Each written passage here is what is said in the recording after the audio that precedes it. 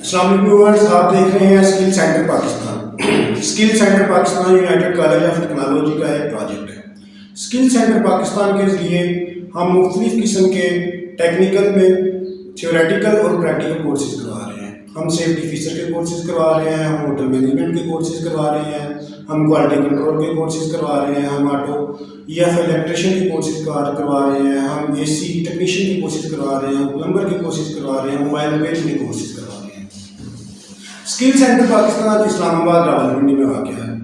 Skill centre Pakistan एक बहुत ही मुफीद किस्म का अदारा है, अपनी नीयत का एक नया प्रोजेक्ट है। आज हम जिस कोर्सेज के बारे में बात करेंगे वो कोर्स है सेफ्टी फीचर। सेफ्टी फीचर में 3 लेवल होते हैं। पहला जिसको हम कहते हैं HC इंजीनियरिंग, सेकंड लेवल में 2 कोर्सेज होते हैं, आयोश और ओशा। आयोश जो है वो UK की सर्टिफिकेशन है, ओशा जो है वो USA की सर्टिफिकेशन है। तीसरा लेवल जो होता है वो निबोश है। निबोश जो है ये भी UK की सर्टिफिकेशन है। इसका जो पेपर है, जो असेसमेंट है, इंटरव्यू वगैरह जो है वो ब्रिटिश काउंसिल देता है। अभी हम जिस कोर्स के बारे में आपसे बात करेंगे वो है HC engineering safety officer level 1। Safety officer level 1 हम अपने इदारे का जो है वो डिप्लोमा देते हैं, यूनाइटेड कॉलेज ऑफ टेक्नोलॉजी का। United college of technology government of Pakistan से और ISO इंटरनेशनल से सर्टिफाइड है। सेफ्टी ऑफिसर लेवल 1 में बेसिकली हम स्टूडेंट को पढ़ाते हैं कि वो किस तरह से जो है ना एक अच्छा सेफ्टी ऑफिसर जो है वो बन सकते हैं और एक अच्छा सेफ्टी ऑफिसर जो है वो साबित हो सकते हैं। सेफ्टी ऑफिसर में 8 एलिमेंट होते हैं इसके, ठीक है।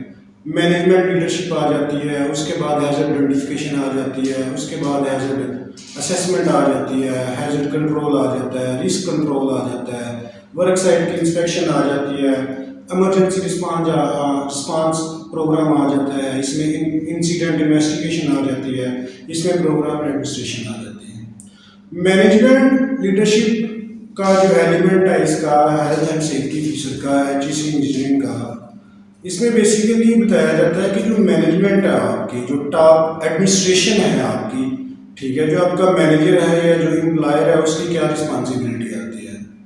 किसी भी ऑर्गेनाइजेशन का जो हेल्थ एंड सेफ्टी सिस्टम होता है, ठीक है, उसकी जो कामयाबी का दारोमदार होता है वो उसकी मैनेजमेंट भी होता है। एक हेल्थ एंड सेफ्टी ऑफिसर है, उसने एक SOP बना के, उसने एक प्रोफाइल बना के जो मैनेजमेंट को देनी होती है, किस लिए, जो आपने सिस्टम इंस्टॉल करना होता है हेल्थ एंड सेफ्टी का अपनी ऑर्गेनाइजेशन में, उसके लिए तो उसके जो रिसोर्सेज प्रोवाइड करने होते हैं वो मैनेजमेंट ने प्रोवाइड करने होते हैं। जो ऑर्गेनाइजेशन का एम्प्लॉयर होता है उसने जो है वो प्रोवाइड करने होते हैं।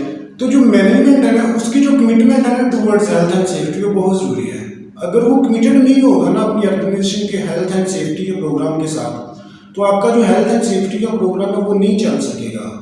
आपका हेल्थ एंड सेफ्टी का जो प्रोग्राम है वो फेल हो जाएगा। उसके बाद आ जाती है हैजर्ड आइडेंटिफिकेशन।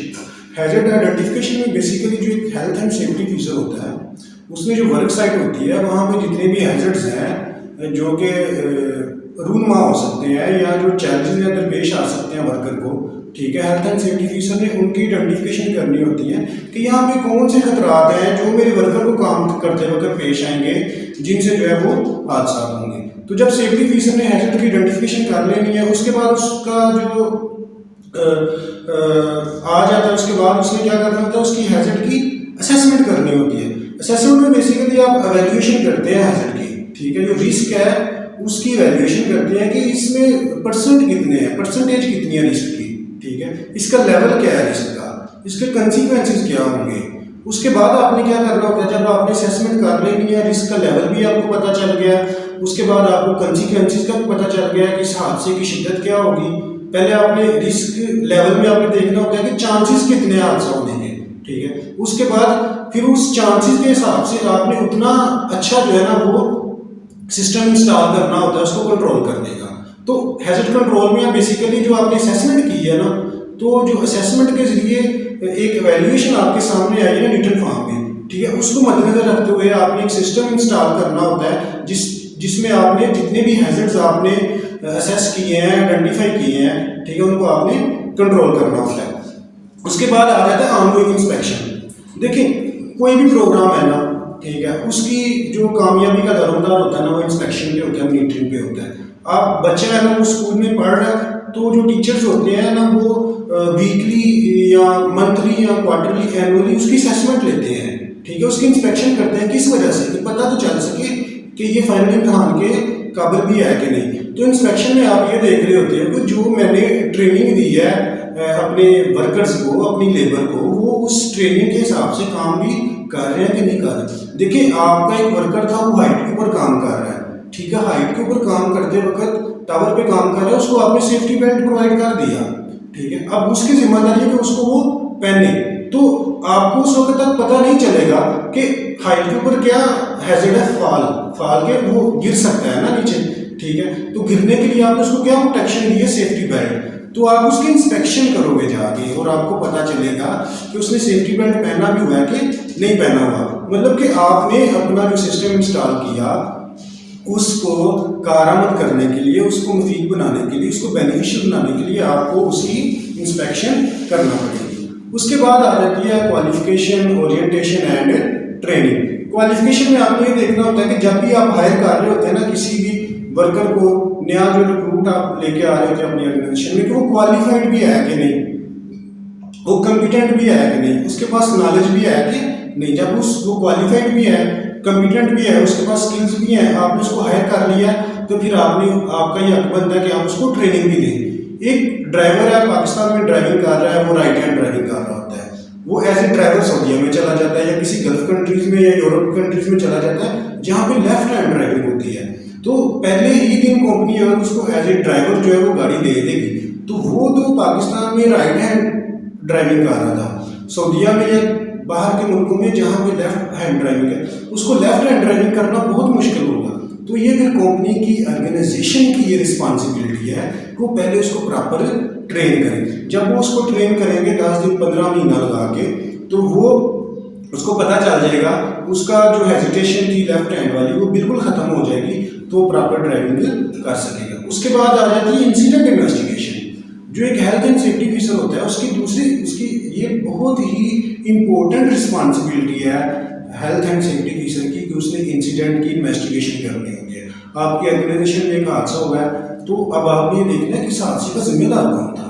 इस हादसे का जिम्मेदार वर्कर था, ये इस हादसे का जिम्मेदार मैनेजमेंट है, क्योंकि आपकी प्रोसिक्यूशन होनी है, आपके खिलाफ केस चलना है, एजेंसी अदारे आने हैं, ठीक है, गवर्नमेंट अदारे आने हैं, पुलिस आएगी, मुख्तलिफ हेल्थ एंड सेफ्टी के अदारे आएंगे, तो उनको सेटिस्फाई करने के लिए आपको इंसिडेंट की इन्वेस्टिगेशन करनी पड़ेगी।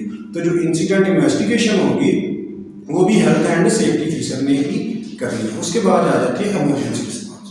एमरजेंसी रिस्पांस में बेसिकली कि अगर कोई एक इमरजेंसी होगी ना, उसको आपने रिस्पांस किस तरह से करना है। मिसाल के तौर पे आपकी वर्क साइट पे आग लग गई है, तो उसको रिस्पांस किस तरह से करोगे, ठीक है। उसके लिए आपके पास आग बुझाने का जितना भी सिस्टम है, जो फायर सिलेंडर वगैरह होते हैं वो मौजूद होने चाहिए। उसके बाद आपके पास फर्स्ट एड का सिस्टम होना चाहिए। उसके बाद आपके पास प्रॉपर वर्कर होने चाहिए जिनको आपने इमरजेंसी से निपटने के लिए, मतलब इमरजेंसी पर रिस्पांस करने के लिए ट्रेनिंग दी होगी। उसके बाद आ जाती है प्रोग्राम एडमिनिस्ट्रेशन। एडमिनिस्ट्रेशन लफ्ज़ से ही आपको ज़ाहिर हो रहा है, एडमिनिस्ट्रेशन या एडमिन इंतज़ामिया। क्या आपने क्या करना है कि अपना जो भी इस हेल्थ एंड सेफ्टी का प्रोग्राम आपने एस्टेब्लिश किया हुआ है उसकी आपने एडमिनिस्ट्रेशन करनी है, उसकी आपने इम्प्रूवमेंट करनी है। जहाँ जहाँ आपको वक्त के साथ साथ चेंजिंग करने की ज़रूरत है, आपने अपने प्रोग्राम में चेंजिंग करनी है, क्योंकि दुनिया बहुत फास्ट हो चुकी है, दुनिया जो है वो कंप्यूटराइज्ड हो चुकी है, ठीक है। तो लोग मैनुअल सिस्टम से किस पे आ रहे हैं, ऑटो सिस्टम पे आ रहे हैं। तो आपको भी अपनी ऑर्गेनाइजेशन के हेल्थ एंड सेफ्टी सिस्टम को बेहतर बनाने के लिए, इस ग्लोबल वर्ल्ड के साथ चलने के लिए, आपने अगर इसके साथ चलना है तो आपको भी फिर अपने प्रोग्राम को बेहतर बनाना पड़ेगा, इसको इम्प्रूव करना पड़ेगा। उम्मीद करता हूँ कि आपको मेरी वीडियो पसंद आई होगी। इंशाअल्लाह ताला हमारे साथ जुड़े रहे, आपको बहुत सी मुफीद वीडियोज़ जो हैं वो मज़ीद कोर्सेज पे आपको मिलती रहेंगी। अगर आप सेफ्टी ऑफिसर का डिप्लोमा करने चाहते हैं तो हमने अपना नंबर दिया हुआ है, इस नंबर पर रब्ता करें और हमारे कॉलेज को विज़िट करें। बहुत शुक्रिया, अल्लाह हाफिज़।